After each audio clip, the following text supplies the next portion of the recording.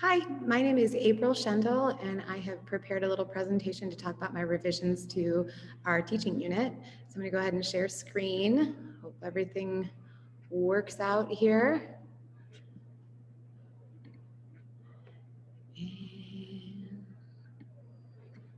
Okay, so here are my revisions to our assignment 5. So the biggest change that I thought would make sense for this particular unit would be to change my audience.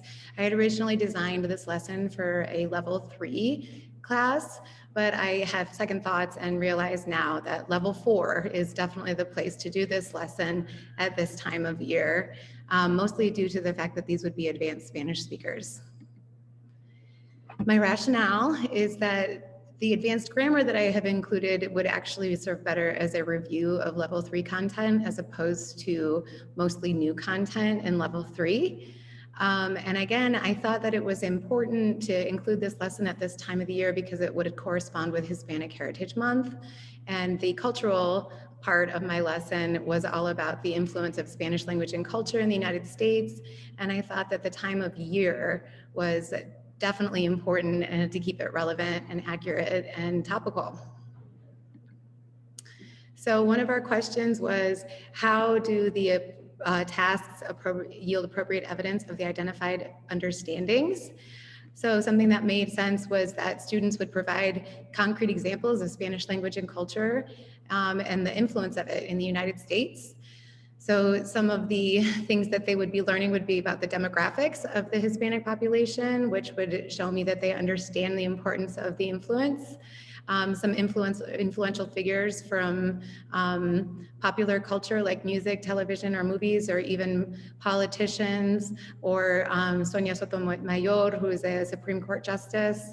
And then, of course, food is also an important part of culture, and they would be able to go and talk about the availability of different cuisines from the Spanish-speaking world that are in Kansas City. We have a lot of different places that they can go. For instance, we have a Peruvian restaurant, and we also have an arepas restaurant, which would be Argentinian. We have a Salvadoranian restaurant, so I would want them to be able to identify those.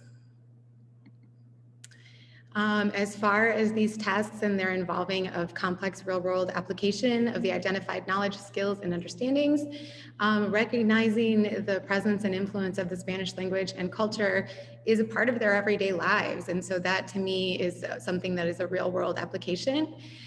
Researching the demographics of the United States Census, I think, is also a real-world application, just going back to the fact that this is a population that is very much a part of our country and that continues to grow. And then also, I think it's important that they can add their own emotion value judgments to the information that they learned in the lesson, which would also be touching down on my grammatical lesson. I did use a variety of appropriate assessments that would provide additional evidence of learning. I used some formative assessments like reading comprehension, and then class discussions of essential questions are also, I think, a form of assessment, even though it's not a piece of paper or a test. And then I did give them some task-based grammar application, which would also show us some evidence of learning. And then at the end of the lesson, we had more of a summative assessment in the form of a presentation. And that would be where they would show me that they've learned the cultural content and the grammatical content of this lesson. How are students given the opportunity to self-assess and reflect upon their learning and performance? Well, we do have some nice technologically enhanced features of my textbook. And so reading comprehension would provide them with immediate feedback. And also their grammar applications that they would be doing would provide them with some immediate feedback so they can kind of reflect on how they were doing. And then they would be getting some feedback in class as well. We were going to be doing some class discussions, and that would show us, that would give them some feedback on their cultural content, and also they would get to hear the opinions of their classmates and just sharing their work, which would kind of go back to our grammatical content and some of the task-based grammar exercises that I had asked them to do. And then, of course, their presentations.